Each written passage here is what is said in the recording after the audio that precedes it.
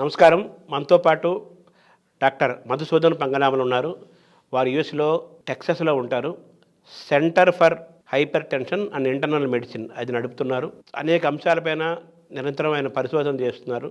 అలాగే అడ్వాన్స్డ్ టెక్నాలజీని, ఈరోజు మెడికల్ టెక్నాలజీని ఎలా అబ్జార్బ్ చేసుకుంటూ ముందుకు వెళ్ళాలనే విషయంలో చాలా అడ్వాన్స్డ్గా ఉన్న కంట్రీస్లో అమెరికా ఒక దేశము. అక్కడ ఉన్నారు మన తెలుగువారు. వారు ఇండియా వచ్చిన సందర్భంగా మనం వారి ద్వారా కొన్ని విషయాలు తెలుసుకునే ప్రయత్నం చేద్దాం. సార్ నమస్కారం. సార్ నమస్కారం సార్. చాలా సంతోషం మళ్ళీ ఒకసారి. అవును సార్, ఈ అవకాశం మీ ఐ డ్రీమ్ ద్వారా మీ ప్రేక్షకులకి నాకు ఈ అవకాశం ఇచ్చినందుకు చాలా థ్యాంక్స్. ఇంటర్నల్ మెడిసిన్ అన్నారు కదా, అది ఇంటర్నల్ మెడిసిన్ అంటే ఏంటి సార్? అది ఇంటర్నల్ మెడిసిన్ అంటే ఇక్కడ సామాన్యంగా కొంచెం ఇక్కడ మనం జనరల్ మెడిసిన్ అంటామండి. దానికంటే ఇంకొంచెం లిటిల్ బిట్ మోర్ స్పెషలైజ్డ్ యుఎస్లో. అంటే ఎక్కువ కార్డియాలజీ అనండి, లేకపోతే గ్యాస్ట్రోఎంటరాలజీ అనండి, వాటిలో కొంచెం ఫోకస్ ట్రైనింగ్ ఎక్కువ ఉంటుందన్నమాట. అగైన్ అక్కడ ఫ్యామిలీ ప్రాక్టీస్ అంటాం. ఫ్యామిలీ ప్రాక్టీస్ అంటే ఇక్కడ జనరల్ ఎంబీబీఎస్ అయిపోయిన తర్వాత ప్రాక్టీస్ చేసే అన్ని రకాలు, అంటే పిల్లల దగ్గర నుంచి అన్ని వయసుల వాళ్ళకి చూసేవాళ్ళు అక్కడ ఫ్యామిలీ ప్రాక్టీస్ అంటారు. ఇంటర్నల్ మెడిసిన్ అంటే సామాన్యంగా 18 ఏళ్ళు దాటిన వయసు ఉన్న వాళ్ళ దగ్గర నుంచి అందరినీ చూసి అన్ని రకాల ప్రాబ్లమ్స్ని ట్రీట్ చేస్తాం. సో దాన్ని ఇంటర్నల్ మెడిసిన్ అంటాం అన్నమాట. అంటే మామూలుగా ఒకప్పుడు మనకు ఫ్యామిలీ డాక్టర్ వ్యవస్థ ఉండేది కదా. అవును. ఇప్పుడు అమెరికాలో అది ఉందండి. అక్కడ ఇంకా ఎక్కువ ఉంది అనిపిస్తుందండి ఇప్పుడు. నేను ఎందుకంటే ఇక్కడ అమెరికా వెళ్ళకముందు నేను 88లో నా హౌస్ సర్జన్సీ అయిపోయింది ఉస్మానియా మెడికల్ కాలేజ్ నుంచి. అయిపోయిన తర్వాత నేను ఇక్కడ శంషాబాద్లో ఒక 4 సంవత్సరాలు మీరన్న ఫ్యామిలీ ప్రాక్టీస్ లాగా చేసి తర్వాత ఇక్కడి నుంచి కొంచెం ఎక్కువ టెక్నాలజీ కోసం అనండి, అడ్వాన్స్మెంట్ కోసం వెళ్ళటం జరిగింది. అయితే ఇప్పుడు ఇక్కడ నేను చూస్తున్న కొద్దీ నాకు అనిపిస్తుంది ఈ ప్రైమరీ కేర్ అనండి, లేకపోతే ఈ ఫ్యామిలీ ప్రాక్టీస్, లేకపోతే ఒక ప్రైవేట్ ఫిజిషియన్, మనకి ఇంతకుముందు ఏది వచ్చినా ముందు మన మెయిన్ ఎంబీబీఎస్ డాక్టర్ గారు ఉండేవాళ్ళు. అంటే మా పెద్దనాన్న గారు జగ్గయ్యపేటలో ఈ హైదరాబాద్ విజయవాడ మధ్యలో one of the first MBBS doctor Andhra medical college నుంచి. అంటే అలాంటి వాళ్ళు ఇప్పుడు తక్కువైనారేమో అనిపిస్తుంది ఒక విధంగా. నాకు ఆయన స్ఫూర్తితో నేను ఎంబీబీఎస్తో మానేద్దాం అనుకున్నాను. అంటే ఎందుకు అంటే మనం పోస్ట్ గ్రాడ్యుయేషన్ ఎండీ చేస్తున్నా, స్పెషలైజేషన్ మనం సిటీస్లో ఎక్కువ ఉంటాం. అలా కాకుండా ఎంబీబీఎస్ అయితే మనకు కొంచెం మా పెద్దనాన్న గారు లాగా కొంచెం రూరల్ ఎన్వైరన్మెంట్లో ఉంటుంది. అలా అనుకుని అప్పట్లో శంషాబాద్ ఇప్పుడున్న పరిస్థితిలో లేదు. ఆ రోజు ఒక పల్లెటూరు లాగా ఉండేది. మరీ దూరం పోకుండా మనకి ఇక్కడ తెలిసినదని చెప్పి అప్పుడు అక్కడ సెలెక్ట్ చేసుకోవడం జరిగిందండి. సో అంటే ఆయన పదనామాల సత్యనారాయణ గారు డాక్టర్ గారు జగ్గయ్యపేట ఈజ్ వెరీ ఫేమస్ ఆ ఏరియాలో. అవును. తర్వాత ఆ లెగసీని, ఆ వారసత్వాన్ని మళ్ళీ కంటిన్యూ చేయాలనుకోలేదా జగ్గయ్యపేటలోనే మీరు? అనుకోలేదా? అది చాలా మంచి ప్రశ్న వేశారు మీరు. అంటే నేను పెరిగిందంతా హైదరాబాద్ వాతావరణంలో పెరగటం, జగ్గయ్యపేట కూడా ఒక పరిస్థితిలో వెళ్దామన్న ఐడియా కూడా ఉండింది. కానీ కొంచెం ఇక్కడ అలవాటైన అందరూ తెలిసిన వాళ్ళు అవ్వటం, అందువలన ఇక్కడే ఉండటం జరిగింది. అంటే ఎంబీబీఎస్ తర్వాత నెక్స్ట్ ఏం చేశారు సార్ మీరు? ఎంబీబీఎస్ తర్వాత ఇంకా యూఎస్ వెళ్ళి ఇంటర్నల్ మెడిసిన్లో రెసిడెన్సీ అంటామండి. అక్కడ ఎగ్జామ్స్ పాస్ అయిన తర్వాత ఇంటర్నల్ మెడిసిన్ అక్కడ టెంపుల్ యూనివర్సిటీ అని ఫిలడెల్ఫియాలో అక్కడ దాంట్లో ట్రైనింగ్ చేశాను. తర్వాత గ్యాస్ట్రోఎంటరాలజీ ఈసాఫేజియల్ మోటిలిటీ ఫెలోషిప్ అని, అంటే మన ఫుడ్ పైప్ అంటే ఈసాఫేగస్ సంబంధించిన రిఫ్లక్స్, దాంట్లో కొన్ని రోజులు రీసెర్చ్ ఫెలోషిప్ చేసి ఆ తర్వాత 2000 నుంచి ఇప్పుడు దాదాపు 23 ఏళ్ళ నుంచి ఒడెస్సా టెక్సస్ అనే ప్లేస్లో ప్రాక్టీస్ చేస్తున్నాను. ఈ మధ్యలోనే అడిషనల్గా మిగతా వాటిలో ఈ ఎక్స్పీరియన్స్ వల్ల అనండి, అడిషనల్ ట్రైనింగ్ వల్ల డయాబెటీస్లో additional specialist certification, high blood pressure, cholesterol, lipidology అంటారు, వాటిలో సర్టిఫికేషన్ చేయటం జరిగింది. అలాగే స్లీప్ మెడిసిన్ అప్పట్లో స్లీప్ మెడిసిన్ కొత్తగా వస్తుంది నేను ప్రాక్టీస్ చేసిన మొదలు. అయితే హాస్పిటల్లో ఈ స్లీప్ ల్యాబ్ల్లో ఎక్కువ ఎక్స్పీరియన్స్ ఉన్నవాళ్ళు వాళ్ళని ఈ ట్రైనింగ్ కింద సర్టిఫికేషన్ తీసుకోవడానికి అవకాశం ఇచ్చారు. దాని కింద అప్పుడు స్లీప్ మెడిసిన్, అలాగే ఒబేసిటీ మెడిసిన్, అంటే ఇప్పుడు ఓవర్ వెయిట్ వాళ్ళకి ఆ సర్టిఫికేషన్ చేసి అడిషనల్గా ఆల్మోస్ట్ 10 సర్టిఫికేషన్ చేయడం జరిగింది అనుకోండి. సో ఇవన్నీ ఒకదానికి ఒకటి సంబంధించినవి. ఇప్పుడు బ్లడ్ ప్రెషర్ వెయిట్ వల్ల డయాబెటీస్ వస్తుంది, డయాబెటీస్ వల్ల బ్లడ్ ప్రెషర్ వస్తుంది. అలాగే ఇప్పుడు స్లీప్ యాప్నియా అంటాం, ఈ వెయిట్ వల్ల వచ్చే రకరకాల అన్నీ సంబంధించినవి కావడం వల్ల అంటే రెస్పిరేటరీ సిస్టమ్ దెబ్బతింటుంది అంటారా? రెస్పిరేటరీ సిస్టమ్ తక్కువ అండి అన్నిటికంటే, బట్ మనకి more diabetes, high blood pressure, cholesterol, అలాగే ఒబేసిటీ వల్ల వచ్చే క్యాన్సర్ ఇలాంటివి ఎక్కువైనాయి. అంటే ఓవర్ వెయిట్, ఒబేసిటీ ఇక్కడ ఇంకా తక్కువ అనుకోండి, బట్ అక్కడ వచ్చిన మ్యాసివ్ ఒబేసిటీ, మార్బిడ్ ఒబేసిటీ అంటాం, దానివల్ల క్యాన్సర్, అన్ని రకాల క్యాన్సర్లు వచ్చే అవకాశాలు, అలాగే ఇప్పుడు స్మోకింగ్ వల్ల ఇవన్నీ యాడ్ అయ్యి ఆల్కహాల్, స్మోకింగు ఇలాంటివన్నీ మొన్నే చూస్తున్నాను. మన అందరు ఇప్పుడు వాట్సాప్లో పంపిస్తున్నారు, తెలంగాణలో ఖర్చు పెట్టిన ఆల్కహాల్కి న్యూ ఇయర్ సందర్భంగా ఖర్చు పెట్టి ఇన్ని కోట్లు అని చెప్పని కన్జంప్షన్ పెరిగిపోయింది, అంత కన్జంప్షన్ పెరిగిపోయింది. కానీ దీనివల్ల వచ్చే పరిణామాల గురించి ఎవరు ఆలోచించట్లేదేమో అని అనిపిస్తుంది. అంటే తాత్కాలికంగా ఉండే ఆ కిక్కుకి ఎంజాయ్మెంట్ చూస్తున్నారు, కానీ అది హెల్త్ మీద ఎంత ఎఫెక్ట్ అవుతుంది అనేది ఆలోచించట్లేదు. అవును, స్మోకు అంతే కదా, స్మోక్ అండ్ డ్రింక్. అవును, మీరు ఒక ఈ హైపర్ టెన్షను, డయాబెటీసే కాకుండా అనేకం చూస్తున్నారు కదా మీ సెంటర్లో, ఏమేమి చూస్తున్నారు సార్ మీరు? ఎక్కువగా అంటే ఇప్పుడు ఇందాక మీకు చెప్పినట్టు ఒబేసిటీకి ఇప్పుడు కొత్త కొత్త మెడికేషన్స్ అవి వచ్చినాయి. దాన్ని ట్రీట్ చేయడం ఇదివరకు ఏంటంటే కొన్ని మందులే ఉండేవి. మనం ఏదన్నా చాలామంది డైట్, ఎక్సర్సైజు అంతా చేసి మా వల్ల కావట్లేదండి, మాకు కొంచెం ఒక జంప్ స్టార్ట్కి ఏదైనా కావాలి అని వచ్చినప్పుడు కొన్ని ఆప్షన్స్ మాత్రమే ఉండేవి. మధ్యలో కొన్ని మెడిసిన్స్ వచ్చినాయి, కనుమరుగైనాయి, ఎందుకంటే వాటి వల్ల వచ్చిన సైడ్ ఎఫెక్ట్స్. కానీ ఇప్పుడు ఆ ల్యాండ్స్కేప్ చేంజ్ అవుతోంది, more promising medicines with less side effects వస్తున్నాయి. కాకపోతే ఇవన్నీ కొంచెం జాగ్రత్తగా ఒక డాక్టర్ గారి పర్యవేక్షణలో తీసుకుంటే ప్రమాదం తక్కువ అనుకోండి. సార్ మామూలుగా ఇప్పుడు ఈ నిద్ర లేకపోవడం, నిద్ర పట్టకపోవటం అనేది ఈ మధ్య బాగా పెరుగుతున్న వాటిల్లో నిద్ర పట్టకపోవటం అనేది ఒకటి వచ్చింది. అవును, ఫర్ ఆల్ ఏజ్ గ్రూప్స్, ఆ తర్వాత అన్ని ప్రాంతాల వాళ్ళ, రూరల్, అర్బన్, సిటీ అని కూడా కాకుండా కూడా అందరికీ కూడా ఎక్కువ ముఖ్యంగా సిటీ లైఫ్, అర్బన్ లైఫ్ వాళ్ళకి నిద్ర పట్టకపోవడం అనేది అన్ని ఏజ్ గ్రూపులకి కొత్తగా ఎంటర్ అయింది కదా, ఇది ఏం కారణం ఏంటంటారు? ఫస్ట్ దానికి మన ఫోన్ ఇవి వచ్చేసి మన చేతిలోకి మనకి నిద్ర లేకుండా చేసినాయి. సో అంటే ప్రతి వాళ్ళు చూడండి, ఏ వాట్సాప్ మెసేజ్లు అనండి, లేకపోతే ఇతరత్ర మిగతా యూట్యూబ్, ఫేస్బుక్లు ఇవన్నీ వచ్చేసి మన అటెన్షన్ని ఒక విధంగా మనం పడుకునేటప్పుడు కూడా మామూలుగా పడుకోసం ఇవన్నీ అరే కాసేపు చూద్దాం, ఇదో టీవీ చూసేవాళ్ళు, అలా కాకుండా ఇప్పుడు ఫోన్లో ఎక్కువ చూడటం అయిపోయింది. దాంట్లో నుంచి ఏమిటి ఈ రేస్, లైట్ వల్ల కూడా మన బ్రెయిన్ స్టిమ్యులేట్ అవుతుంది. సో దానివల్ల మనకి కొంత నిద్ర అక్కడే, అది స్లీప్ హైజీన్ అంటాం అనమాట. అంటే ఇర్రెగ్యులర్ హ్యాబిట్స్కి స్టిమ్యులేట్ చేస్తుంది. ఏవైనా ఇప్పుడు మన బ్రెయిన్ని స్టిమ్యులేట్ చేసే మూవీస్ అనండి, లేకపోతే మనం చూసే ఏదైనా కానీ మీడియా, దానివల్ల వచ్చే నిద్ర కూడా పోయే ఛాన్సులు ఉంటాయి అన్నమాట. సో సామాన్యంగా స్లీప్ హైజీన్ చాలా ఇంపార్టెంట్. ఇది కాకుండా ఇప్పుడు ఈ ఇర్రెగ్యులర్ స్లీప్ స్కెడ్యూల్స్ వచ్చేసినాయి. అంటే టెక్నాలజీ వాళ్ళంతా నైట్ టైంలు పనిచేయటం, ఈ టైమింగ్స్ మారిపోయినాయి. నైట్ పని చేస్తున్నారు, డే టైం పడుకోవాలి మామూలుగా రాత్రి పనిచేసిన వాళ్ళు.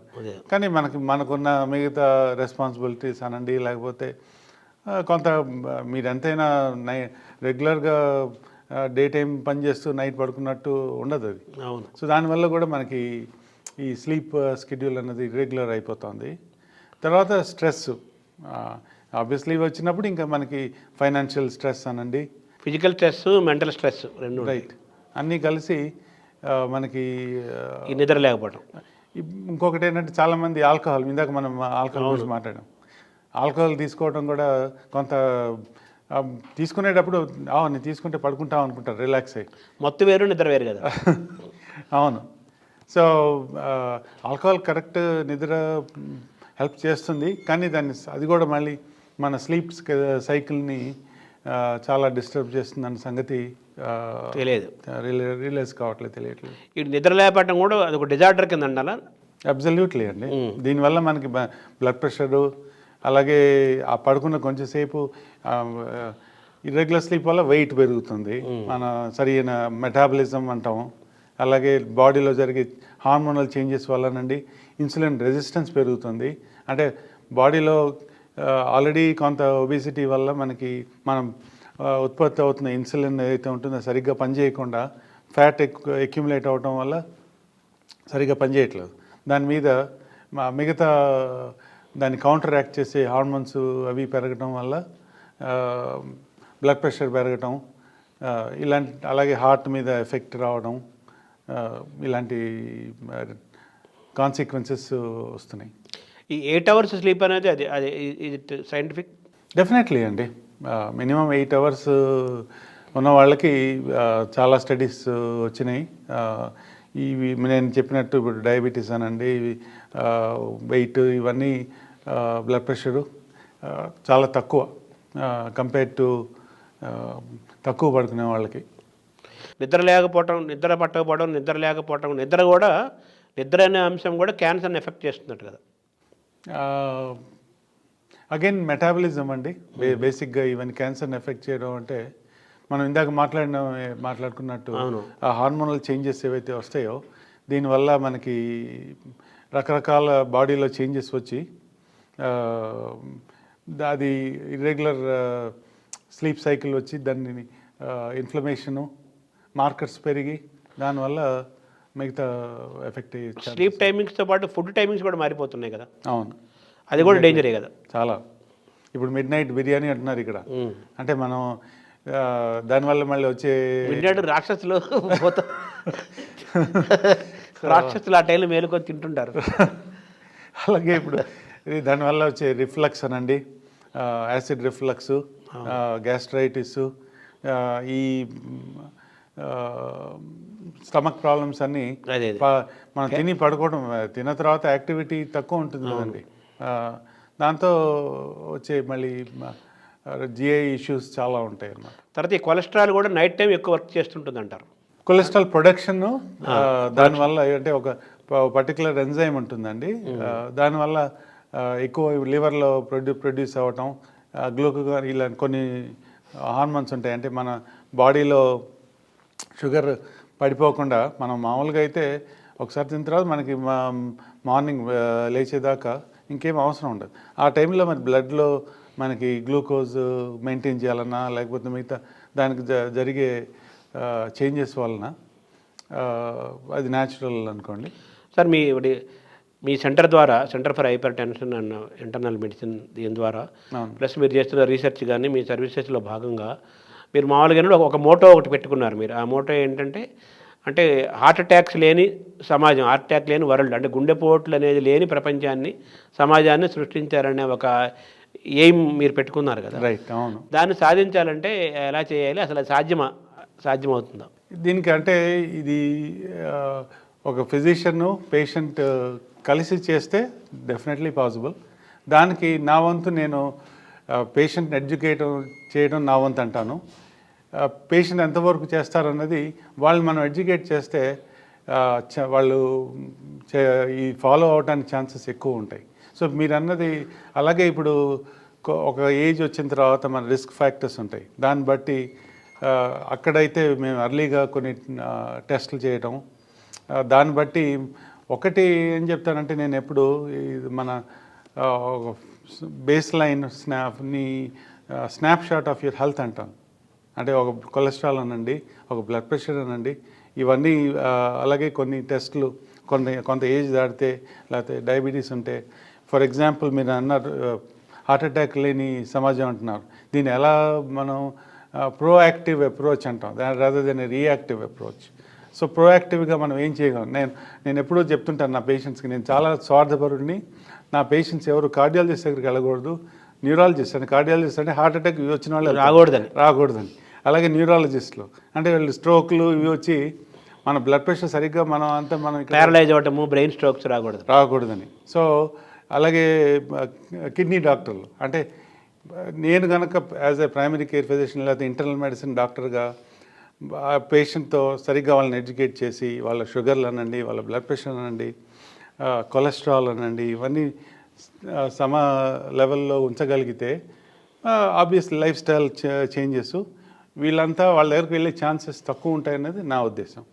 అలాగే దాని భాగంలో కొంతమందికి 40+ దాటిన వాళ్ళకి లేకపోతే 45 వాళ్ళకున్న రిస్క్ ఫ్యాక్టర్స్ బట్టి, వాళ్ళ ఫ్యామిలీ హిస్టరీ బట్టి, ఇప్పుడు for example coronary calcium scoring అంటాం. అంటే అది మన గుండె ఆర్టరీస్లో ఉండే కాల్షియం బిల్డప్ ఎంత అన్నది ఒక సిటీ స్కాన్, అంటే దానికి అసలు కాంట్రాస్ట్ కూడా అవసరం లేదు, ఒక 5 నిమిషాల టెస్ట్ అది. సామాన్యంగా ఎనీ రేడియాలజీ ఇమేజింగ్ సెంటర్స్లో అక్కడ చేస్తుంటాం. అది ప్రివెంటివ్ టెస్ట్ కింద, అంటే ఇన్సూరెన్స్ అమెరికాలో అయితే ఇన్సూరెన్స్ కవర్ అది ఇష్యూ కూడా కాదు, చాలా వాళ్ళు సబ్సిడైజ్ చేస్తున్నారు.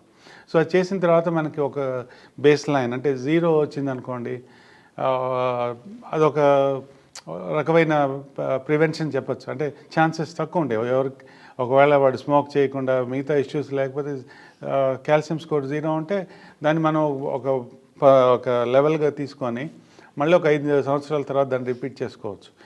కాకపోతే ఇది అందరికీ అప్లై అవుతుందా అనేది పెద్ద ఈ సైంటిఫిక్ క్వశ్చన్ ఏంటంటే, ఇండియన్స్లో అలా కాదు, ఈ కాల్షియం మీద మనం డిపెండ్ అవ్వలేము.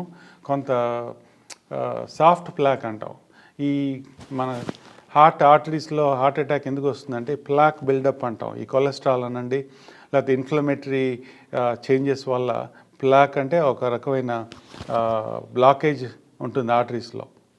ఆ బ్లాకేజ్ ఎలా, ఇందులో కొంత కాల్షియం, ఇప్పుడు మనం తీసుకునే స్టాటిన్స్ అంటారు ఇప్పుడు కొలెస్ట్రాల్కి ఇచ్చేది, అది సామాన్యంగా ప్లాక్ స్టెబిలైజేషన్ అంటాం అనమాట. దానివల్ల కొంత కాల్షియం బిల్డ్ అవుతుంది. రెండోది ఈ సాఫ్ట్ ప్లాక్ ఏదైతే ఉంటుందో అది మనకి ఈ కాల్షియం స్కోరింగ్ టెస్ట్లో కనపడదు అనమాట.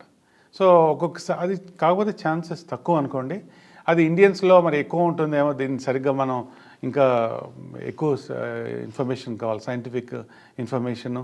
మరి ఇండియన్ డేటాబేస్లో ఏమైనా ఉందేమో నేను ఈ మధ్య చూడలేదు అనుకోండి. బట్ ఆ సాఫ్ట్ బ్లాక్ ఈ కాల్షియం స్కోర్ వల్ల జనరల్గా అయితే you can get a fairly good proactive approach తీసుకోవడానికి హెల్ప్ చేస్తుంది. సో ఒకవేళ ఇది 0 కాకుండా 100 దాటితే సామాన్యంగా వాళ్ళ రిస్క్ ఎక్కువ ఉంటుంది. సో అప్పుడు ఏం చేస్తామంటే, ఇప్పుడు అమెరికన్ కాలేజ్ ఆఫ్ కార్డియాలజీ వాళ్ళ గైడ్లైన్స్ ప్రకారం కూడా సిటీ యాంజియోగ్రామ్ రికమెండ్ చేస్తున్నారు యాజ్ ఏ ప్రివెంటివ్ టెస్ట్ కింద. అంటే వాళ్ళకి చెస్ట్ పెయిన్ లేకపోయినా ఒకవేళ రిస్క్ ఫ్యాక్టర్స్ బట్టి మనం చేయాలి అంటే సిటీ యాంజియోగ్రామ్ అనేది నాన్ ఇన్వేజివ్.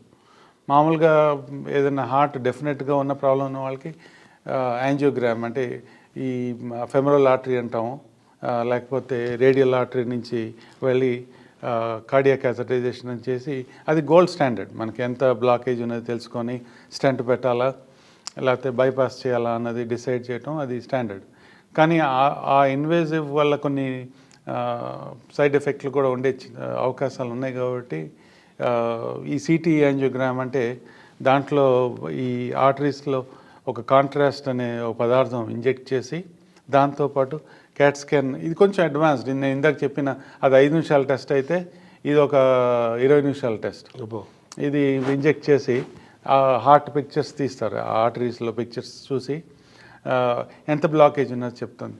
ఇప్పుడు మామూలుగా సామాన్యంగా ఇప్పుడు ఇంతవరకు జరుగుతున్నది ఏంటి అంటే, ఒక రేడియాలజిస్ట్ అనండి లేకపోతే ఒక కార్డియాలజిస్ట్ ఇమేజెస్ చూసి ఒక 30% బ్లాకేజ్ మనం విజువల్గా ఎస్టిమేట్ చేస్తారనమాట. అంటే ఇది 40, ఒకళ్ళేమో మనం చూసే సబ్జెక్టివ్ వేరియేషన్ చాలా ఉంది. అంటే ఒకళ్ళు 30% అనొచ్చు, ఇంకొకళ్ళు చూసి లేదండి ఇది 40 ఉండొచ్చు అనొచ్చు. సో ఈ ఛాన్సెస్ అని ఎలిమినేట్ చేయడానికి మీరు ఇందాక ఒక టెక్నాలజీని ఎలా వాడుకుంటున్నాము అని అడిగారు. ఈ ఆర్టిఫిషియల్ ఇంటెలిజెన్స్ టెక్నాలజీ దానికి ఇప్పుడు కొన్ని సాఫ్ట్వేర్ డెవలప్మెంట్ వచ్చి ఇన్ఫ్యాక్ట్ ఒకటి ఇందులో క్లియర్లీ టెస్ట్ అనే ఒక ఆర్టిఫిషియల్ ఇంటెలిజెన్స్ వాళ్ళు ఏం చేశారంటే ఒక కొన్ని టెస్టులు, కొంతమంది కార్డియాలజిస్టులు, కొంతమంది రేడియాలజిస్టులు ఇంటర్ప్రిట్ చేశారు. ఈ టెస్టులను ఇంటర్ప్రిట్ చేసిన ఇన్ఫర్మేషన్ అంతా కంప్యూటర్ దాంట్లో ఫీడ్ చేసి ఒక స్టాండర్డైజేషన్ తీసుకొచ్చారు. అంటే ఆ కంప్యూటర్ పిక్ చేస్తుంది ఎంత అంటే ఇది తగ్గిస్తుంది అనమాట. ఈ సబ్జెక్టివ్ వేరియేషన్ 30 కాదు, 35% కాదు, మనకి మోర్ యాక్యురేట్ ఇన్ఫర్మేషన్ వచ్చేటట్టుగా ఈ సాఫ్ట్వేర్ డెవలప్ అయింది. అంటే మన రిలయబిలిటీ ఎక్కువ పెరిగింది. సో దీనివల్ల మనకి ఒకటి ఎంత బ్లాకేజ్ ఉన్నది తెలుస్తుంది, రెండోది మనం ఎంత అగ్రెసివ్గా ఉండాలి ట్రీట్ చేయడానికి. సామాన్యంగా అక్కడ ఉన్న గైడ్లైన్స్ అర్జెన్సీ అంటారా, అసలు మెడిసిన్ తీసుకోవాలా వద్దా. ఇప్పుడు నాకు చెస్ట్ పెయిన్ లేదు, నాకు కొలెస్ట్రాల్ ఉంది, ఇప్పుడు సామాన్యంగా ఏంటంటే ఈ నెంబర్ ఉందంటే కొలెస్ట్రాల్ మెడిసిన్ తీసుకోమంటారు. మరి కొలెస్ట్రాల్ మెడిసిన్ వల్ల వచ్చే సైడ్ ఎఫెక్ట్లు ఛాన్సెస్ ఉన్నాయి కదా, మరి దాని సంగతి ఏమంటారు.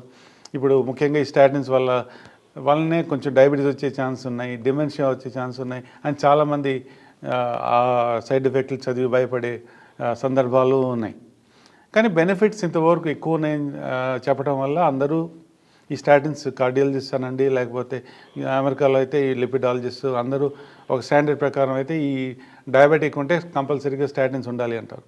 కానీ I believe in tailoring the medicine to the individual.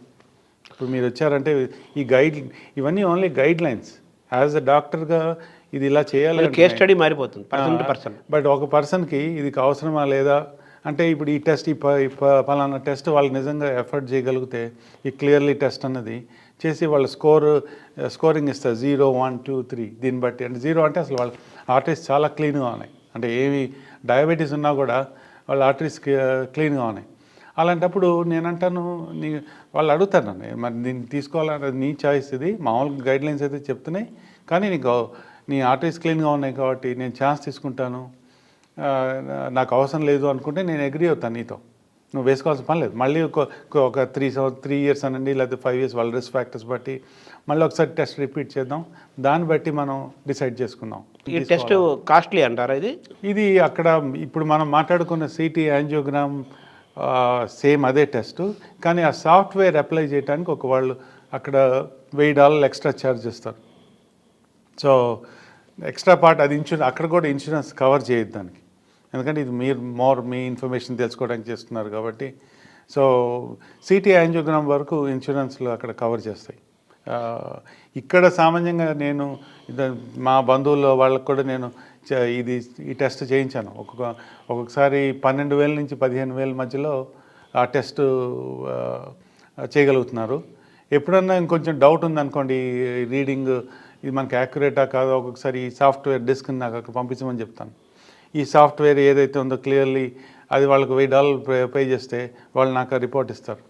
దాన్ని బట్టి నేను వీళ్ళకి యాంజియోగ్రామ్ అవసరమా, లేకపోతే మెడికేషన్లో చేంజెస్ అవసరమా, ఏం అవసరం లేదా ఎగ్జాక్ట్లీ.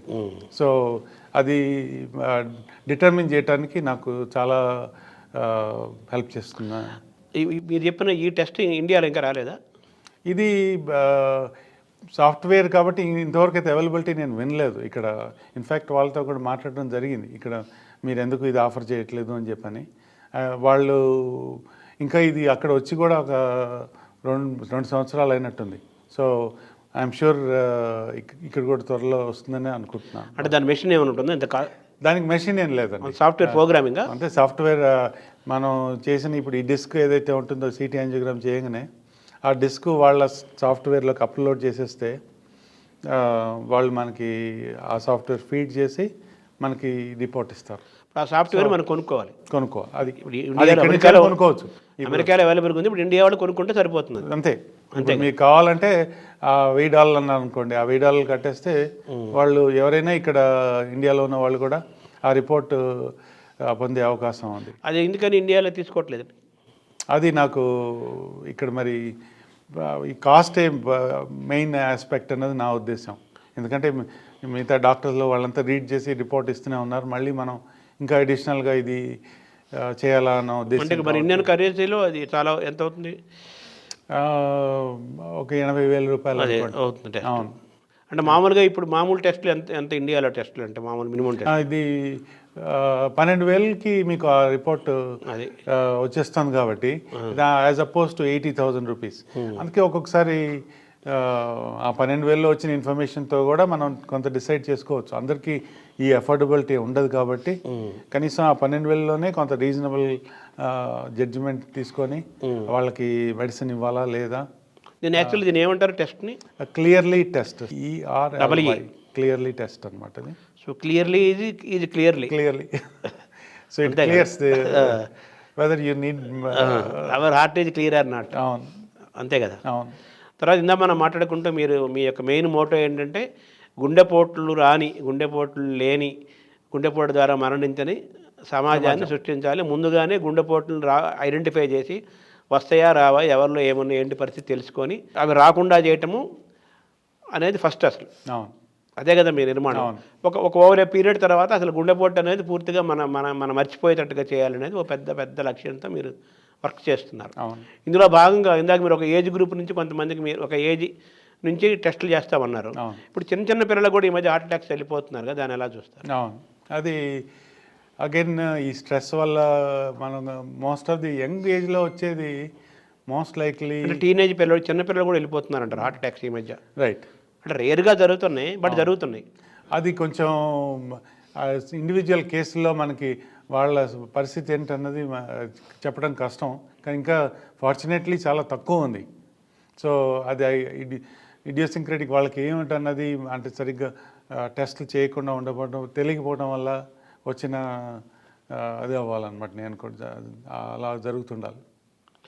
అది ఇప్పుడు మనం అడ్వాన్స్డ్గా అమెరికా వర్సెస్ ఇండియా కంపేర్ చేసుకుంటుంటే ఈ డిసీజెస్లో ఈ మెడికల్ ఫీల్డ్లో మనం ఎక్కడున్నాం? అడ్వాన్స్డ్గా ఉందా ఇండియా? మనం చాలా అడ్వాన్స్గా ఉన్నామని చెప్పాలి. అంటే ఆల్మోస్ట్ మిగతా కంట్రీస్తో ఈక్వలెంట్గా మనకున్న అద్భుతమైన ఫిజిషియన్స్ ఉన్నారు. మనం చూస్తున్నాం మిగతా కంట్రీస్ నుంచి ఇక్కడ ముఖ్యంగా మిడిల్ ఈస్ట్ నుంచి ఇక్కడికి వచ్చి ట్రీట్మెంట్, ఇన్ఫ్యాక్ట్ సర్జరీలకి ఒక పాయింట్లో యుఎస్ నుంచి కూడా ఇండియాకి వచ్చి సర్జరీలు చేయించుకున్న, ఎందుకంటే ఇక్కడ చీపర్ కాబట్టి. మనం చీపర్ అండ్ ఎఫెక్టివ్ అండ్ మనం కూడా వాళ్ళకి ఏమీ తీసుకోలేము అన్న అది ఆ టెక్నాలజీ ఉంది మన దగ్గర. తర్వాత అలాంటి హాస్పిటల్స్ మనం బిల్డ్ చేసుకున్నాము కాబట్టి. కాకపోతే కొన్ని అడ్వాన్స్డ్ ఇప్పుడు క్యాన్సర్ డిటెక్షన్కి ప్రీనోవా అని అక్కడ కొన్ని వచ్చినాయి అన్నమాట, కొంత సాఫ్ట్వేరు. ఈ ఎంఆర్ఐ క్యాన్సర్ డిటెక్షన్ ఇందాక మనం హార్ట్ అటాక్ డిటెక్షన్ ఎలాగో అనుకున్నామో, క్యాన్సర్ అర్లీగా డిటెక్ట్ చేయడం. Heart attack early detection clearly test, అదే కదా? క్లియర్లీ టెస్ట్, అవునండి. అలా క్యాన్సర్కి ప్రీనోవా అని PRENUVO. అది ఇంకా ఇండియాలో రాలేదా? అది కూడా ఇంకా నేను విన్నట్టు లేదు. ఇదేంటంటే మామూలుగా ఎంఆర్ఐ స్కాన్లు, హోల్ బాడీ ఎంఆర్ఐ స్కాన్ అంటాము. దానికి ఒక కంప్లీట్ స్కాన్ చేయాలంటే ఎంఆర్ఐ 3 గంటల నుంచి 4 గంటల దాకా పడుతుంది. చాలా టైం కన్జ్యూమింగ్. అలాగే ఎంఆర్ఐ సిటీ స్కాన్స్కి ఎంఆర్ఐకి తేడా ఏంటంటే సిటీ స్కాన్లు రేడియేషన్ ఎక్కువ, ఆల్మోస్ట్ ఎక్స్రే కంటే 28 నుంచి 30 టైమ్స్ ఉంటుంది రేడియేషన్. ఎంఆర్ఐలో రేడియేషన్ రిస్క్ తక్కువ. సో అలాగే ఈ హోల్ బాడీ ఎంఆర్ఐస్లో 3-4 గంటల్లో జరిగేదాన్ని ఈ ప్రీనోవా సెంటర్స్ అని వచ్చినాయి. అక్కడ వాళ్ళు గంట లోపలే మొత్తం బాడీ స్కాన్ చేసి, ఇంతకుముందు ఈ హోల్ బాడీ ఎంఆర్ఐ స్కాన్లో ఫాల్స్ పాజిటివిటీ ఎక్కువ వచ్చేది. అంటే ఏంటి, మనకి అక్కడ నిజంగా ఏమీ లేకపోయినా కూడా ఒక అబ్నార్మాలిటీ కనిపించేది. సో దానివల్ల మళ్ళీ అనవసరంగా ఎక్కువ టెస్టులు అవసరం ఉండటం. బట్ ఈ టెక్నాలజీ AI వాళ్ళు వాడి ఈ కొత్త MRI machine whole body scan వల్ల గంట లోపల మన ఛాన్సెస్ ఆఫ్ క్యాన్సర్ని డిటెక్ట్ కలుగుతున్నారు ఇప్పుడు. అంటే హార్ట్ అటాక్స్కి సంబంధించి క్రీలీ టెస్టింగ్ ఒకటి, ఆ సాఫ్ట్వేర్ ఒకటి, రైట్. అలాగే క్యాన్సర్ సంబంధించి ఈ ప్రీనోవా కదా, ప్రీనోవో ఇదొకటి, ఈ రెండు ఇంకా ఇండియాలో రావాల్సి ఉంది. రైట్, అవును. అక్కడ సామాన్యంగా 2200 టెస్టులకి $2,000 ఈ హోల్ బాడీ ఎంఆర్ఐ స్కాన్ చేస్తున్నారు. దానికి ఆల్రెడీ ఎంత ఫెమిలియారిటీ ఎక్కడ వచ్చిందంటే 3-4 నెలలు వెయిట్ చేయాల్సి వస్తుంది ఆ టెస్ట్ కావాలంటే. కొన్ని డిమాండ్ ఉంది, అంత డిమాండ్ అక్కడ ఉంది. ఇప్పుడు తెలుసుకోవాలని క్యూరియాసిటీ, క్యాన్సర్ ఇది అఫోర్డబిలిటీ ఉంటే మాత్రం అదే ఇప్పుడు మీరు చెప్పిన క్లియర్లీ 70,000 దాకా అవుతుంది, 80,000 దాకా అవుతుంది. దీనికి వస్తే 2,000, ఇది 1,60,000 దాకా అవుతుంది. అవును, క్యాన్సర్ సంబంధించి. సో ఇక్కడ ఎఫర్డబిలిటీ అనేది ఒక సబ్జెక్ట్ అయ్యింది ఇండియన్స్ రావడం కోసం. రైట్. భవిష్యత్తులో తక్కువగా వచ్చినప్పుడు అప్పుడు మన వాళ్ళు ఇంట్రడ్యూస్ చేస్తారు. డెఫినెట్గా మన వాళ్ళు ఐ థింక్ ఇండియాలో చాలా ఫాస్ట్గానే తీసుకొస్తున్నారు కాస్ట్ కటింగ్ అది కాబట్టి సాఫ్ట్వేర్ కాబట్టి మోస్ట్ లైక్లీ ఇంకా 1-2 ఇయర్స్లో ఇక్కడ కూడా రావచ్చనే భావిస్తున్నాను నేను. ఎఫర్డబిలిటీ చూసుకొని తక్కువ రేటుకి వస్తే జనం అవైలబుల్గా ఉంటారు కాబట్టి ఆ సాఫ్ట్వేర్ తక్కువకి వచ్చినప్పుడు తీసుకుంటారు అనుకుంటున్నాను. రైట్, అవును. తర్వాత సార్ ఇప్పుడు ఆర్టిఫిషియల్ ఇంటెలిజెన్స్ గురించి మనం మాట్లాడుకుంటున్నాము. అన్ని టాపిక్స్కి, అన్ని సబ్జెక్ట్స్కి ఆర్టిఫిషియల్ ఇంటెలిజెన్స్ అనేది అది ఇంకా అన్నిటికీ గురువు అయిపోయింది. సద్గురువులాగా, ఆది గురువులాగా గురువు అయిపోయింది. ఈ మెడికల్గా చూసుకుంటే ఈ మధ్య నేను వింటున్నది ఏంటంటే, కళ్ళు చూడగానే ఆర్టిఫిషియల్ ఇంటెలిజెన్స్ సపోర్ట్ తోటి కళ్ళు చూడగానే మొత్తం కంప్లీట్ అతను మెంటల్ హెల్త్, ఫిజికల్ హెల్త్ అన్నట్టు అని తెలుసుకోవచ్చు అంటున్నారు. ఇది ఎంతవరకు కరెక్ట్? ఫస్ట్. సెకండ్, అసలు ఎప్పటి నుంచో గతంలో కూడా మనకి చాలా కాలం నుంచి కూడా రాగానే వాళ్ళ కళ్ళు చూసి డాక్టర్ అతని హెల్త్ను, ఫిజికల్ హెల్త్ని చెప్పగలిగే పరిస్థితి ఒకప్పుడు నాడి పట్టుకొని అలా కళ్ళు చూసి హెల్త్ చెప్పే పరిస్థితి మొన్నటి దాకా ఉండేది. ఒకసారి డాక్టర్ లైట్ వేసి కళ్ళల్లో పెట్టి చూడటం జరిగేది. ఇవన్నీ మన జనరేషన్ కూడా చూసాం కదా. ఇప్పుడు కొత్తగా ఆర్టిఫిషియల్ ఇంటెలిజెన్స్ ద్వారా చేసిన దానికి నిన్న మొన్నటి దాకా డాక్టర్ మన కళ్ళు చూసి తేడా ఉంది అని హెల్త్ అని చెప్పేదానికి వాట్ ఇస్ ద డిఫరెన్స్? దానికి కూడా మళ్ళీ టెక్నాలజీ మీరు అన్నట్టు ఇప్పుడు ఫర్ ఎగ్జాంపుల్ డయాబెటీస్కి సంవత్సరానికి ఒకసారి సామాన్యంగా ఈ షుగర్ వల్ల ఐ చెక్ చేయాలంటాం. సో ఇదివరకు ఐ డాక్టర్ దగ్గరికి వెళ్తే కానీ ఈ టెస్ట్ అయ్యేది కాదు.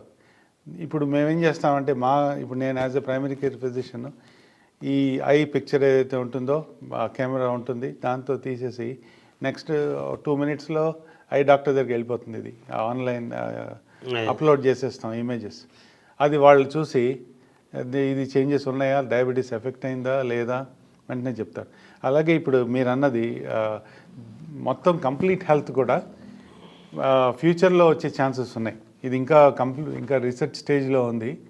అంటే ఐలో ఉండే ఆర్టరీస్ని చూసి దాన్ని బట్టి మనకి, ఎందుకంటే ఆర్టరీస్ అన్ని ప్రతి చోట ఉంటాయి కదా, అలాగే ఇప్పుడు ఇక్కడ ఈ కొలెస్ట్రాల్ బిల్డప్ అనండి, దాన్ని ఐ వెనకాల రెటీనాలో ఉండే ఆర్టరీస్, వాటిని బట్టి మనకు అంచనా వేసి చెప్పగలిగే కంప్లీట్ ఇంకా ఇన్ఫర్మేషన్ వస్తుందనే అనుకుంటున్నాం. అంటే ఆర్టిఫిషియల్ ఇంటెలిజెన్స్ సహకారంతో కళ్ళు చూసి కంప్లీట్ ఆ మనిషి యొక్క కంప్లీట్ టోటల్ హెల్త్ని అంచనా వేసే సైన్స్ ఇంకా రావాల్సి ఉందంటారా? ఇంకా రావాల్సి ఉంది. ఇంతవరకు అయితే ఇంకా మనం మాట్లాడుకున్న గతంలో డాక్టర్లు కళ్ళు చూసి చెప్పేవాళ్ళు కదా, దానికి దీనికి వాటి డిఫరెన్స్ ఉంటుంది. ఇంతకుముందు అంటే ఇప్పుడు సింపుల్గా ప్యూపులర్ రిఫ్లెక్స్ వస్తామండి. మామూలుగా జనరల్గా మనకి న్యూరలాజికల్ స్టేటస్ చెప్తుంది. ఇప్పుడు ఆ డాక్టర్ మీరు అన్న లైట్ వేసి చూసేది మా ప్యూపులర్ రిఫ్లెక్స్ అంటాం. రెండోది మనకి ఈ జాండిస్ అనండి, కళ్ళు చూస్తే కలర్ బట్టి దాన్ని బట్టి ఇప్పుడు దాని లివర్ స్టేటస్ చెప్పచ్చు మనం, జాండిస్ ఉందా లేకపోతే. సో అంతవరకు అది తెలుసుకోవచ్చు. అప్పుడు వాళ్ళకున్న అనుభవంతో, అంటే ఇది ఇప్పుడు ఏమంటున్నాం, ఇప్పుడు ఇర్రెగ్యులర్ పల్స్ ఉంది అనుకోండి, ఏట్రిల్ ఫిబ్రిలేషన్ అంటున్నాం.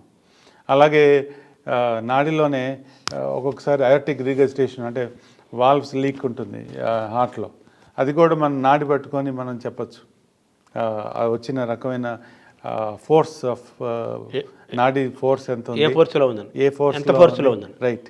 ఆ వేవ్స్ ఉంటాయి. ఇలాంటివన్నీ ఇప్పుడు అవన్నీ వాళ్ళు అప్పుడు అనుభవంతో చెప్పగలిగేవాళ్ళు. ఇప్పుడేమో ఇవన్నీ ఇప్పుడు మనకు మనం ఫీల్ అయ్యేవి మనకి అన్ని టీవీ స్క్రీన్ మీదకి వచ్చేసినాయి.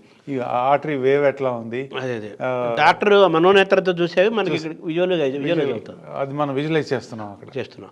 అంటే మామూలుగా ఈ చెప్తున్న ఈ జాండీస్ అటువంటి కాకుండా కూడా ఒక మనిషి రాగానే డాక్టర్ ఒకప్పుడు డాక్టర్ ఇలా చూసిన వెంటనే అతనికి ఏ హెల్త్తో బాధపడుతున్నాడో వెంటనే చెప్పేది మన దాకా మన దగ్గర ఉంది. ఇప్పటికీ కొంతమంది డాక్టర్ అటువంటి వాళ్ళు ఉన్నారు, కానీ అది తగ్గిపోతుంది కదా. ఎందుకని తగ్గిపోతుంది అంటారు?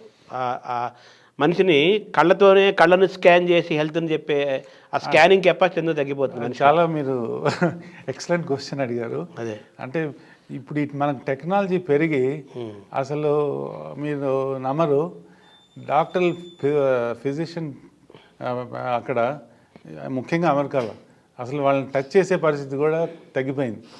ఊరికే మీరు దూరంగా కూర్చొని మాట్లాడుకొని రాసుకొని కంప్యూటర్ వైపు చూసి ఇదంతా ఫీడ్ చేసేసి మీరన్న ఆటోమేటిక్ ఇంటెలిజెన్స్ వాడి ఈ టెస్ట్లు ఆర్డర్ చేసి మనకు మిగతావన్నీ టెక్నాలజీ వాడుకునే సౌకర్యాలు రావడం వల్ల ఆబ్వియస్లీ డిస్యూజ్ థియరీ అంటారు కదా. మనం ఇది వాడకపోతే యాజ్ ఎ డాక్టర్ నేను రోజు ఇది ప్రాక్టీస్ చేయట్లేదు అనుకోండి, మిమ్మల్ని చూసి ఈ నాడి ప్రెషరు ఇలాంటి నేను వీటి మీద డిపెండ్ అవుతున్నాను. నా టెక్నాలజీ ఫిజికల్ మెంటల్ దాని మీద డిపెండ్ అవ్వట్లేదు, టెక్నాలజీ మీద డిపెండ్ అవ్వటం అలవాటు అయిపోయింది. దాంతో ఇంకా మనకి అది కనుమరుగు అయిపోయిందని చెప్పాలి ఆ స్కిల్. అంటే గురు శిష్య పరంపరలాగా డాక్టరు పేషెంట్ రిలేషన్ అనేది అది మొత్తం పూర్తిగా పోయి టెక్నాలజీ మాట్లాడుతూ ఉన్నప్పుడు మనం మెడికల్గా మనం అడ్వాన్స్డ్గా ఉన్నట్ట వెనుకబడుతున్నట్ట దాన్ని ఎలా చూడాలి? ఇది కొంచెం బ్యాలెన్స్డ్ కానీ కొన్ని చోట్ల ఇప్పుడు టెలిమెడిసిన్ వచ్చిందంటాం, కొన్ని చోట్ల టెలిమెడిసిన్ మనం చూడాల్సిన పని లేదు. డాక్టర్ ఫోన్లో మాట్లాడినా నేను చెప్పేయగలను మీరు చెప్పిన సిమ్టమ్స్ బట్టి. కొన్నిటికి మాత్రం లేదు, మనం చూసి చేయాల్సిన సందర్భాలు ఉంటాయి. సో దీన్ని బ్యాలెన్స్ చేసుకొని ఆ పర్టికులర్ డాక్టర్ విజ్ఞత బట్టి ఉంటుంది అనమాట. అలాగే ఒకప్పుడు నాడి చూడటం అనేది డాక్టర్ దగ్గరికి వెళ్ళగానే అది మామూలు ఆయుర్వేదిక్ డాక్టర్ అయినా లేకపోతే మామూలు పిఎంపి ఆర్ఎంపి అయినా ఎంబీబీఎస్ అయినా వెళ్ళగానే నాడి చూసేవాడు. ఇప్పుడు నాడి చూడటం అనేది ఆల్మోస్ట్ అదే స్టెతస్కోప్ తప్పితే నాడి అనేది ఇప్పుడు స్టెతస్కోప్ కూడా పోతున్నట్టుంది. అది స్టెతస్కోప్ కూడా లేదంటున్నాను, అసలు టచ్ చేయట్లేదు పేషెంట్ని. ఆ పరిస్థితికి వచ్చాం మనం ఒక విధంగా చెప్పాలంటే. అంటే ఒక విధంగా ఇప్పుడు స్టెతస్కోప్ ఎందుకంటే మామూలుగా హార్ట్ తెలియడానికి మామూలుగా, అలా ఇప్పుడు ఎకోకార్డియోగ్రామ్లు వచ్చినాయి. ఇదివరకు మేము పరీక్షల్లో హార్ట్లో ఉండే మర్మర్లు ఇవి ఏమిటి స్టెతస్కోప్ పెట్టి డయాగ్నోస్ చేయాలనేవాళ్ళు. ఇప్పుడు ప్రతి వాళ్ళకి ఎకోకార్డియోగ్రామ్ ఆర్డర్ చేసి నాకు రిపోర్ట్ ఉంటే దీని ఉపయోగం స్టెతస్కోప్ వల్ల ఉపయోగం తగ్గిపోయింది. అది అవసరం లేదు. ఇప్పుడు ఈ వాచెస్ చాలా వచ్చేసాయి, హెల్త్ వాచెస్ అని పెట్టుకుంటున్నారు. ఇలా పెట్టుకున్న వెంటనే వాళ్ళ sugar levels, BP levels, cholesterol levels, తర్వాత ఎన్ని క్యాలరీస్ బర్న్ అయినాయి, ఎన్ని క్యాలరీస్ బర్న్ చేయాలి, ఇవన్నీ కూడా హెల్త్ వాక్ చెప్పేస్తుంది కదా. దీన్ని ఎలా చూడాలి సార్? ఇవన్నీ మనకి ఈ పరికరాలన్నీ సక్రమంగా మనం యూస్ చేసుకుంటే డెఫినెట్గా ప్రోయాక్టివ్ హెల్త్ మెయింటైన్ చేసుకోవడానికి హెల్ప్ చేస్తుంది. ఇప్పుడు వీటిలో కార్డియాక్ రికవరీ అంటాం, కార్డియాక్ మన హార్ట్ రేట్ ఎలా పెరుగుతుంది, ఎలా రికవర్ అవుతుంది ఎక్సర్సైజ్ చేసిన తర్వాత. అలాగే VO2 కన్జంప్షన్ అంటాం, అంటే మనం ఎక్సర్సైజ్ చేసినప్పుడు మన మజిల్స్ ఏవైతే ఉంటాయో ఆక్సిజన్ ఎంత కన్జ్యూమ్ చేస్తున్నాయి, దీన్ని బట్టి కొన్ని జనరల్గా ఈ రేంజ్లో ఉంటే సేఫ్ అంటాం. మీరు అన్నారు బ్లడ్ షుగర్ అన్నారు, ఇప్పుడు ఈ కంటిన్యూస్ గ్లూకోజ్ మానిటరింగ్ డివైస్లు వచ్చినాయి. దీనికి వల్ల రెండు ఉపయోగం ఉంది, నష్టం ఉంది. అమ్మో 300కి వెళ్ళిపోయిందే మనం తినగానే మెంటల్గా స్ట్రెస్ అయిపోయి కంగారు పడిపోయి బ్లడ్ ప్రెషర్ పెంచుకునే వాళ్ళు ఉన్నారు. దాన్ని సక్రమంగా వాడుకొని 300కి వెళ్ళింది పర్వాలేదు, కానీ దీనికి మనం ఏం చేయాలి, ఎందుకు వెళ్ళింది అంటే మనం ఏం తినటం వల్ల వెళ్ళింది, పేషెంటే డాక్టర్ లాగా ఆలోచించాలి. డైట్ ఏ డైట్ వల్ల వచ్చింది అంటే మనం చూసుకుంటే ఎక్కడ ఇలా చాలా ఇంటెలిజెంట్. ఇప్పుడు అందరూ గూగుల్ ఉంది, చాలా ప్రజలందరూ చాలా ఎక్కువ టెక్నాలజీ సేవి, తర్వాత వాళ్ళ ఎడ్యుకేషన్ లెవెల్ పెరిగింది. సో దాన్ని సక్రమంగా వాడుకుంటే డెఫినెట్గా దీన్ని చేసుకోవచ్చు. దీన్ని మనం ఇది నెంబర్ చూసి కంగారు పడిపోయి అలా ఉన్న వాళ్ళు అది కొంచెం నష్టం తెచ్చే అవకాశం, యాంగ్జైటీ పెంచే అవకాశం ఇలాంటి.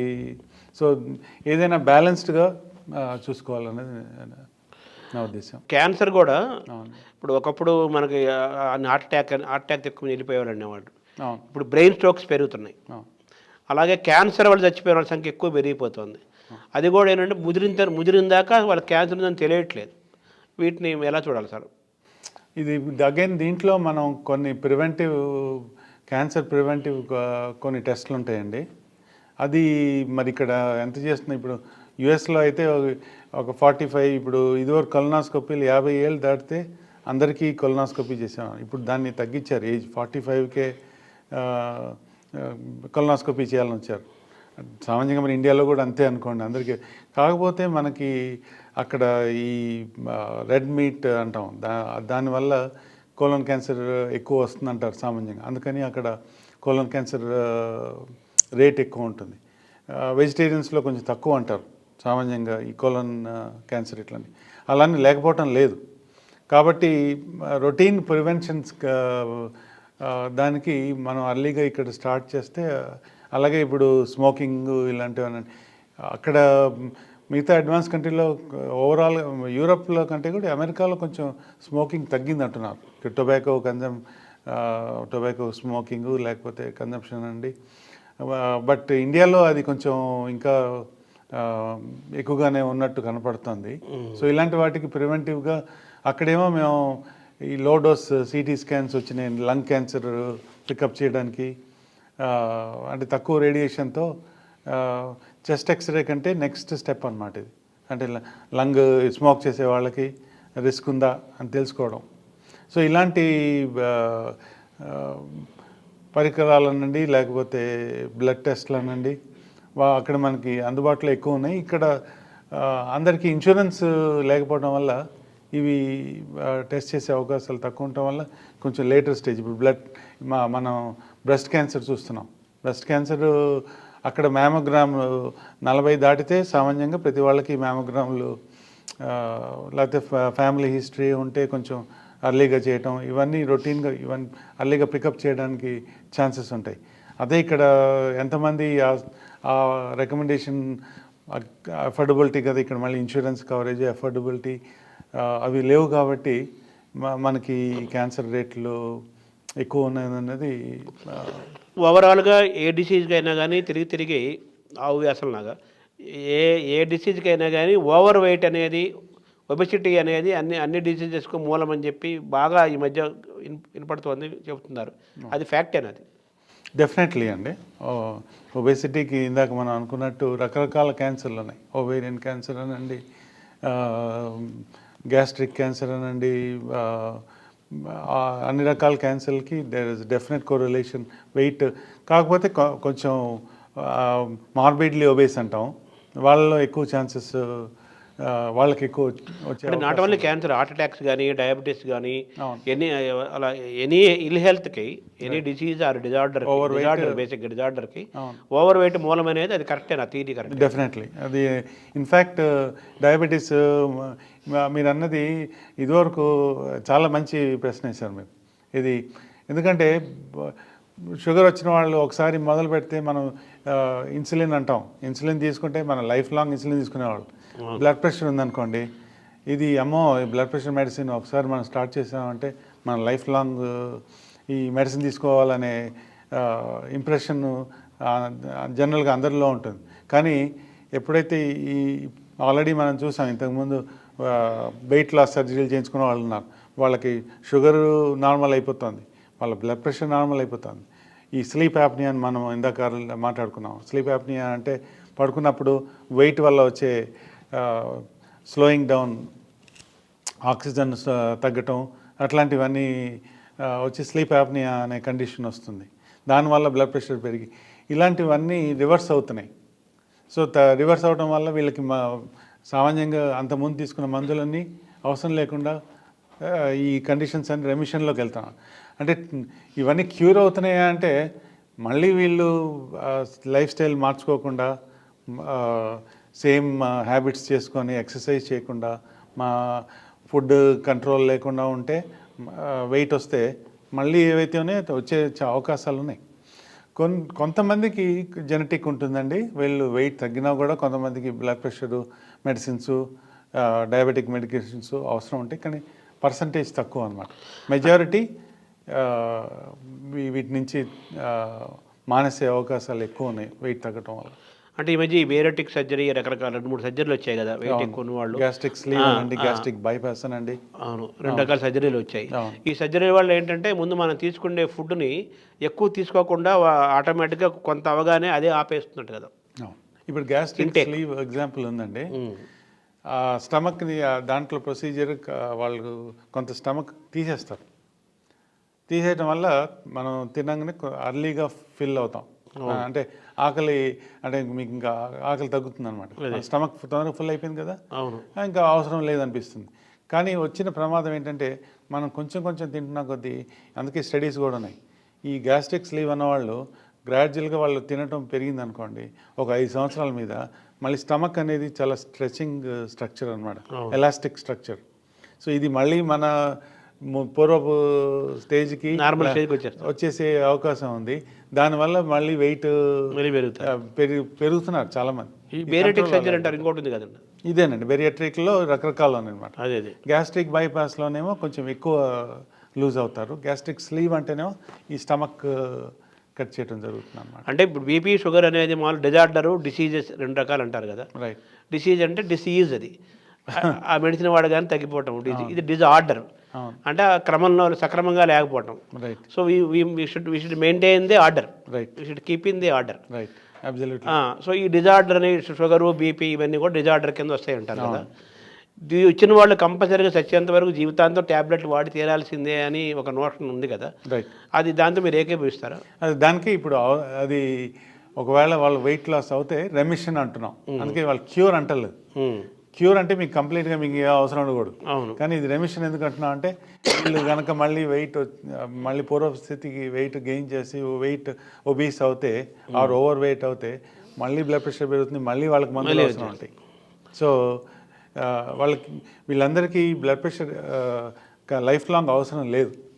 ఈ వెయిట్ ఎక్సర్సైజు మనం మార్చుకొని లైఫ్ స్టైల్ మార్చుకుంటే డెఫినెట్గా మందుల నుంచి స్టాప్ చేయొచ్చు. తర్వాత ఇప్పుడు మీరు గతంలో కూడా ఒకసారి లాస్ట్ టైం చెప్పారు మీరు, ఈ ఆహారం ఇంటేక్ తగ్గించుకోకుండానే, ఫుడ్ తీసుకోకుండానే, అలా డయాబెటీస్ని, తర్వాత ఈ వెయిట్ పెరగకుండా ఉండటము, ఇలాగ అన్నిటి వెయిట్ పుట్టపోకుండా ఉండటం కోసము, అలాగే ఈ షుగర్ లెవెల్స్ పెరగకుండా ఉండటం కోసం, బీపీని మెయింటైన్ చేసుకోవడం కోసము, అదేదో ఒక ఇంజెక్షన్ వేసుకుంటే అది మొత్తం మెయింటైన్ చేస్తుంది. అది ఏంటి వాటి దట్ ఇంజెక్షన్ సార్? అది ఇప్పుడు ఇక్కడ ఇందాక మనం మాట్లాడుకున్నట్టు అడ్వాన్స్మెంట్ ఆఫ్ మోర్ టూల్స్ అనమాట ఒబేసిటీ మేనేజ్మెంట్కి. ఇది ఫర్ ఎగ్జాంపుల్ సెమాగ్లూటైడ్ అంటాం. సెమాగ్లూటైడ్ అంటే అక్కడ బ్రాండ్ ఒజెంపిక్ అంటాం యుఎస్లో. ఇది వన్స్ ఎ వీక్ ఇంజెక్షను. అలాగే ట్యాబ్లెట్ ఫామ్లో కూడా వచ్చింది, వన్స్ డే ట్యాబ్లెట్ కూడా సెమాగ్లూటైడ్ అన్నది. బట్ వన్స్ ఎ వీక్ ఇంజెక్షన్కి షుగర్ కంట్రోల్ చేస్తుంది, అలాగే వెయిట్ లాస్ వస్తుంది. వెయిట్ లాస్ వల్ల మన బీపీ తగ్గుతుంది, ఈ స్లీప్ డిజార్డర్స్ పోతాయి. దీన్నే ఇంకొక పేరుతో విగోవి అని షుగర్ లేని వాళ్ళకి అప్రూవ్ చేశారు అక్కడ. సో ఇదే మెడిసిన్ డిఫరెంట్ నేమ్తో. So basically semaglutide is the medicine. అది వన్స్ అ వీక్. దాన్ని మళ్ళీ కొంచెం మనం స్క్రీనింగ్ చేయాలి, ఎవరికి రైట్, ఎవరికి కొంచెం స్టమక్ డయేరియా అనండి, లేకపోతే కాన్స్టిపేషన్ అనండి, రకరకాల కొన్ని సైడ్ ఎఫెక్ట్లు. ఇన్ఫ్యాక్ట్ మీడియాలో ఎక్కువ స్టమక్ పెరాలసిస్ వస్తుందంటారు. వీటి వల్ల బెనిఫిటే ఎక్కువ ఉంది నష్టం కంటే. ప్యాంక్రటైటిస్ వచ్చే అవకాశం. ఇప్పుడు ఆల్కహాల్ ఇక్కడ ముఖ్యంగా ఇక్కడ వాచ్ చేయాల్సింది ఆల్కహాల్ కన్జంప్షన్ ఎక్కువ. అలాంటి వాళ్ళు ఇంజెక్షన్ తీసుకుంటే ఆల్రెడీ వాళ్ళ రిస్క్ ఆఫ్ ప్యాంక్రటైటిస్ ఎక్కువ, దాని మీద తీసుకుంటే ప్యాంక్రటైటిస్ వచ్చే అవకాశం. అందుకని ఏంటంటే కొంచెం ఇది డాక్టర్ పర్యవేక్షణలో ఇక్కడికి వచ్చిన తర్వాత డెఫినెట్గా ఇక్కడ కూడా అది పనిచేస్తుంది. దీనికంటే కూడా ఇప్పుడు కొత్త జనరేషన్ ఇంకొకటి వచ్చింది, మంజారో అనే, అంటే టిర్జాపెటైడ్ అంటాం. అది ఇంక్రిటిన్ మెమెటిక్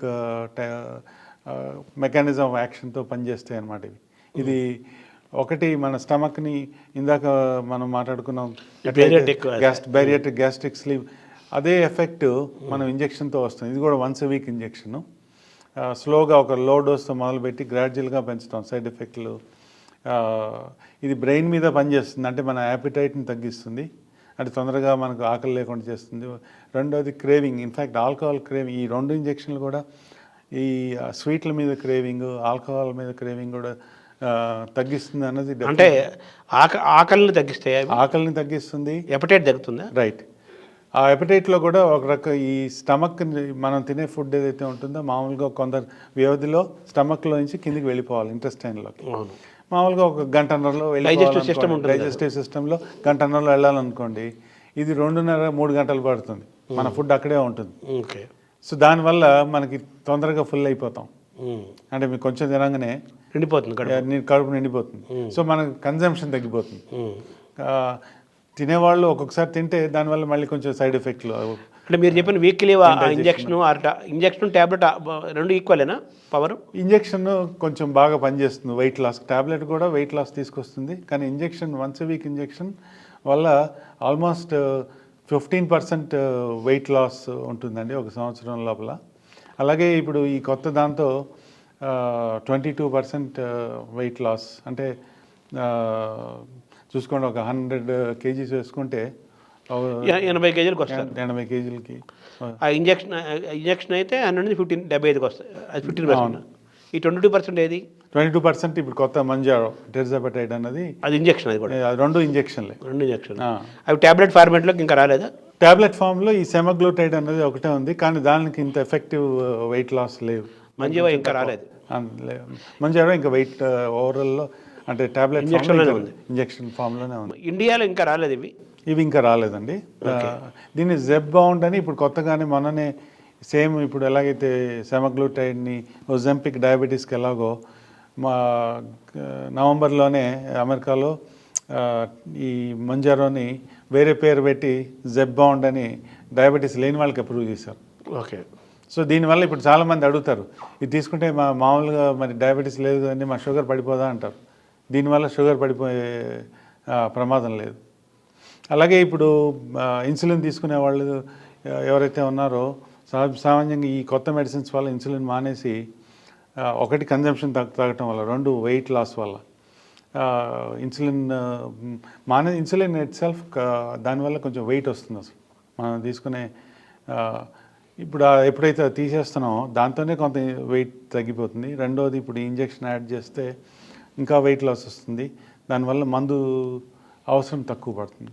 సరే, ఇప్పుడు మీరు చెబుతున్నారు ఇవన్నీ బాగుంది టెక్నికల్గా. అవును. బట్ ఒక మనిషి అనేవాడు కొన్ని లక్షల సంవత్సరాల నుంచి, ఆది మానవుడి దగ్గర నుంచి వాడు అలా పెరుగుతూ థియరీ ఆఫ్ ఎవల్యూషన్ ఉంది కదా, ఆ జీవ పరిణామ సిద్ధాంతాలు, అలాగ మనిషి అలాగా ఆది మానవుడిగా ఉంటూ ఆకులములు తింటూ చెట్టు బెరళ్ళ మధ్య సంచరిస్తూ అలా వచ్చి ఇక్కడ దాకా మోస్ట్ అడ్వాన్స్డ్ సివిలైజ్డ్ స్టేట్లోకి వచ్చాడు కదా మనిషి అనేవాడు.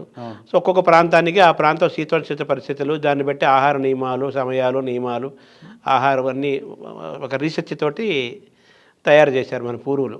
సో ఆ ఆహారం తింటాం, ఆ సమయానికి ఆహారం తింటాం, ఆ సీజన్లో ఆహారం తింటాం, ఈ టైం నిద్రపోవటం, ఈ టైం లేవటం, ఈ టైం పని చేయటం, ఈ తింటాం అనేది ఆ ఒక్కొక్క ప్రాంతానికి ఒక్కొక్కటి ప్రిస్క్రైబ్ చేసిన ఫుడ్. బట్ కొన్ని వేల సంవత్సరాల నుంచి, మనం వందల సంవత్సరాల నుంచి, ముఖ్యంగా వేల సంవత్సరాల నుంచి అలవాటు అవుతున్న వ్యవస్థ కదా. దీనికి భిన్నంగా మీరు చెప్పిన ఈ ఇంజక్షన్ వేసుకోవటము, తర్వాత ఇవన్నీ ఎంతవరకు మన హ్యూమన్ దీనికి ఎంతవరకు కరెక్ట్ అంటారు? ఇవన్నీ అండ్ అగైన్ టెంపరీ టూల్స్గా తీసుకోవాలండి మనం. అంటే లాంగ్ టర్మ్ ఇప్పుడు 5 ఏళ్ళు బట్టి లాంగ్ టర్మ్ డేటా ఇంతవరకు ఇంకా ఇన్ఫ్యాక్ట్ హార్ట్ ఇవన్నీ కూడా heart prevention, heart attack prevention కూడా ఇవి కొత్త మెడిసిన్స్ ప్రూవ్ చేస్తున్నాయి. కానీ ఇంకా ఒక 10 years తర్వాత దీనివల్ల నష్టాలు ఏమైనా ఉన్నాయంటే మనకి ఆ రోజు కానీ తెలియదు.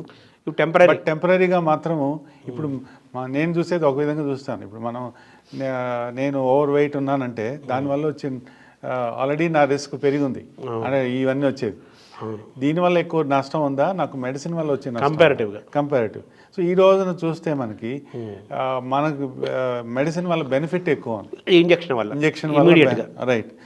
యాజ్ అపోజ్ టు ఇప్పుడు ఇలానే ఉంటే ఇది ఇంకా మనకు పెరిగే అవకాశం ఉంది, కానీ తగ్గే అవకాశం లేనప్పుడు మనం మార్చుకున్నప్పుడు ఇది కొంచెం మనకి జంప్ స్టార్ట్. అంటే ఇప్పుడు కొంచెం తగ్గింది అనుకోండి, మనకే అనిపిస్తుంది ఫీల్ ఇది బాగుందే మనకి.